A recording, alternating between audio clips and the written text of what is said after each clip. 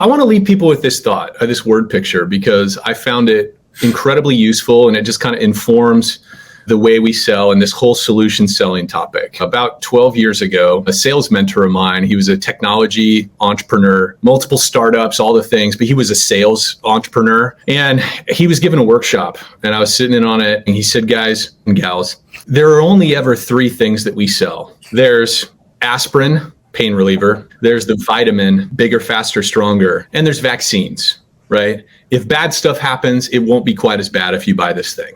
Right. Any of us, whether it's product or service sales, that's what we're selling. He kind of did this long, pregnant, dramatic pause. He looked at everybody and he said, if you ever have the choice, always sell the pain reliever. Always sell the aspirin. And he went on to explain why. And the why that I want to offer people relative to commercial sales in our industry, because it's such a hot emergent topic. Everybody's trying to figure out how to sell direct to commercial entities, senior living, hotels, schools, all the things. The reason why that pain reliever piece is so important is that operational leaders, there's an incredible amount of inertia that we have to overcome for them to change a vendor. Yeah. We don't think about this enough. Brandon and I, in our own little small business here, like we have certain vendors we use. And for somebody to take our attention to switch out a vendor that we're not aware of a problem, I can't think of an example off the top of my head, but just think of all the vendors you have in place right now. They are working to some degree, unless there's something top of mind that they're failing.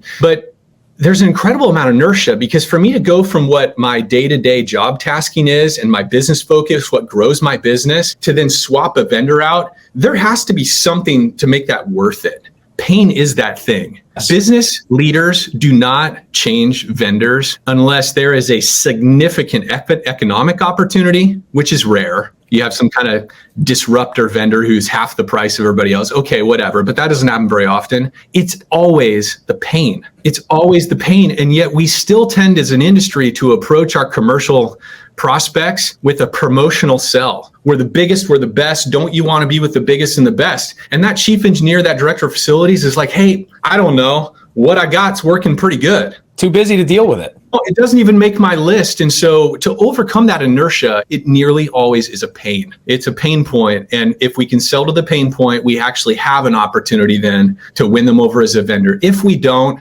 it's all we're depending on is luck and the general attractiveness of the sales rep with the message. And we don't want to build an industry and a company that way.